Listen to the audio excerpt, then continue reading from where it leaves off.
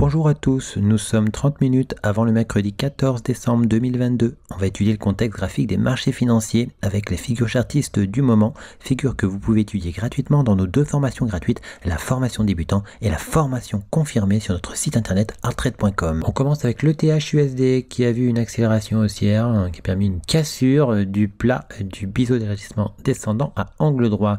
On réalise actuellement un retour, donc un pullback sur la figure. En H1, on voit que le plat du biseau d'élargissement descendant angle droit est confondu avec un niveau ici, qui n'est autre que le haut du triangle rectangle, reconnu ici et à plusieurs reprises. Donc, on casse ce niveau, mais tout ça pour rejoindre un autre niveau. On s'aperçoit qu'on peut considérer avec ce point et ce point avoir un plat en haut et on a encore un plat en bas, ce qui fait qu'on pourrait toujours être dans un rectangle si une baisse apparaissait et si on cassait à la baisse le plat d'en bas. Mais pour l'instant, on a toujours les objectifs chartistes haussiers du triangle rectangle vert ainsi que du canal parallèle rose. Voilà, sur le TH-USD, eh bien, on attend toujours une éventuelle rebaisse pour une cassure baissière du plat en bas.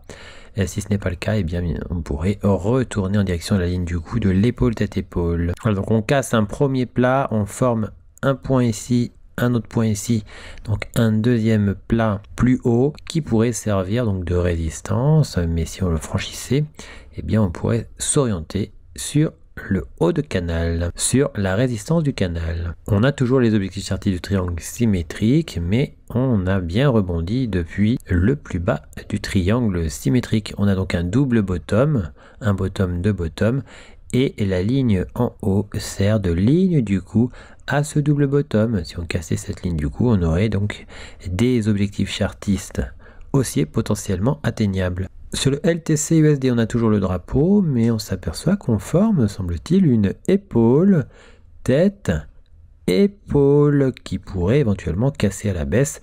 On a quelques incursions ici, mais 1 point, 2 points, 3 points sur une ligne du coup oblique. Cette épaule sera considérée et validable si on avait une cassure donc de la ligne du cou. Sa cassure pourrait permettre l'invalidation du drapeau. On voit en daily que dans ce cas-là, eh bien, on repasserait sous la ligne du cou de l'épaule tête-épaule inversée, ainsi que sous la résistance de l'élargissement symétrique. Pour l'instant, on a plutôt pris appui sur cet élargissement symétrique. Sur le BTC USD, on a atteint le plus haut du triangle rectangle tout récemment. On évolue dans un canal parallèle, on a tenté de le casser à la hausse. En H4, on s'aperçoit qu'on est très proche du plat du biseau d'élargissement ascendant angle droit. On n'a pas réussi à franchir le plus bas d'après cassure de ce biseau d'élargissement descendant angle droit et depuis on rebondit. On pourrait donc rejoindre éventuellement la ligne du cou de l'ancienne épaule tête-épaule, ce qui serait considéré donc comme un pullback avant potentiellement un retour vers les objectifs chartistes de l'épaule tête-épaule ou une contre-attaque de l'épaule tête-épaule. Sur le marché du gold, on a repéré une épaule tête-épaule inversée qui a cassé à la hausse. On atteint son demi-objectif H. On a d'ailleurs franchi cette ligne bleue. Il s'agit de la ligne du cou de la tasse avec anse, donc recassure de cette ligne du cou. On pourrait donc s'orienter sur l'objectif H du double bottom. Sur le marché du silver, on est très proche de l'objectif H de l'épaule tête-épaule inversée. On semble continuer à contre-attaquer le biseau d'élargissement ascendant à angle droit en daily. Sur le WTI, on avait atteint l'objectif H du drapeau. On pourrait très bien rebondir à partir de cette localité. Toutefois, on a toujours un objectif chartiste. Il s'agit de l'objectif chartiste de ce triangle rectangle. En H4, on avait aussi un autre triangle rectangle. On a quasiment touché, on a vraiment frôlé cet objectif avant un rebond. Sur le CAC 40, on avait un biseau ascendant. Un drapeau a été cassé à la hausse et est venu invalider le biseau ascendant. On a toujours l'objectif H du drapeau à réaliser. En M30, on est venu quasiment faire l'objectif H du drapeau bleu. Et dans la foulée, on a invalidé le biseau descendant vert dont on avait fait que le demi-objectif H. En H1, on s'aperçoit qu'on a refait le demi-objectif H de la tasse avec anse et qu'on a refait aussi le demi-objectif H du biseau d'élargissement ascendant à angle droit. On avait imaginé qu'effectivement on pourrait être aspiré vers ce plus haut, mais regardez, on a foncé vers ce plus haut, on l'a frôlé, on l'a pas tout à fait touché. Sur le marché du DAX, on avait repéré cette épaule inversée qui avait fait son demi-objectif H et finalement on a fusé direction l'objectif H. En H1, on s'aperçoit qu'on est venu invalider le biseau ascendant sur le DAX et qu'on a cassé un drapeau. On voit ce drapeau ici qui pourrait donc prendre le relais pour la hausse. En daily, et bien on a toujours des objectifs chartistes aussi avec ce biseau descendant. Sur le marché du FTSE UK 100, eh bien on a cassé un canal parallèle, même si sur la résistance il y avait une incursion. Ici, on a un point, 2 points et on retrouve sur la parallèle un point, 2 points, même s'il y a une incursion aussi en bas. Cassure haussière, réintégration, on pourrait poursuivre l'aventure vers l'objectif du drapeau, mais attention, nous revoici sous le plat de l'ancien triangle rectangle dont on n'a pas encore réalisé l'objectif H. Sur le chemin vers cet objectif H, il y a le niveau d'invalidation du drapeau. Sur le marché du Dow Jones, on avait cassé un drapeau jaune à la hausse. On avait aussi un double bottom avec sa ligne du coup qui était ce plus haut. On a fait son objectif H et on a fait l'objectif du drapeau, donc le plus haut du drapeau, mais on a encore l'objectif H de ce même drapeau. Sur le S&P 500, on est venu faire l'objectif d'une épaule, tête, épaule avec une ligne du coup oblique. Objectif H réalisé et on a refait l'objectif H aussi de l'ancien drapeau. En H1, on s'aperçoit qu'on est venu casser ponctuellement la ligne du coup d'un double bottom avant une réintégration dynamique, mais il n'est pas impossible de revenir recasser cette ligne du coup de double bottom. En H4, on a donc cassé ici la ligne du coup de double bottom, mais on est venu frôler le niveau d'invalidation de la tasse avec anse. Sur le marché du Nasdaq, on a l'élargissement symétrique, on est venu de nouveau sur la résistance qui n'est pas très précis. On n'a pas 3 points précis de ce côté-là, donc la cassure sera difficilement exploitable. Par contre, si on continuait la redescente, le repli, et qu'on cassait le support, et bien alors dans ce cas-là, on aurait des objectifs baissiers assez marqués. Ici, on voit qu'on se rapproche de la ligne du coup de l'épaule tête-épaule inversée. Et que si on cassait l'élargissement symétrique à la baisse, eh bien on pourrait rejoindre l'ancien plus bas, la ligne bleue ici, et pourquoi pas venir casser le support du drapeau potentiel. C'est pour ça qu'on a mis un point d'interrogation, il n'est que potentiel. On est toujours finalement en train d'osciller autour de ce support, qui était donc le support vert du biseau d'élargissement descendant à angle droit, et on pourrait très bien repartir à la baisse pour rejoindre l'objectif H de la configuration. Sur l'euro-dollar, on a eu une accélération vers l'objectif H du drapeau jaune, on l'a pas tout à fait touché. En weekly, eh bien, on se rapproche et on continue à imaginer un scénario de pullback sur le triangle symétrique weekly. Sur le USD, CAD, l'épaule tête-épaule inversée a vu son demi-objectif H atteint à nouveau. On repasse un peu en dessous, mais cette épaule tête-épaule inversée est toujours d'actualité. On a une autre épaule tête-épaule inversée dans cette vision, épaule tête-épaule inversée, une épaule tête-épaule plus grosse. On a cassé ponctuellement sa ligne, du coup on pourrait revenir la casser plus franchement. Et dans ce cas-là, on pourrait venir invalider l'épaule tête-épaule qui elle avait vu seulement son demi-objectif H réalisé.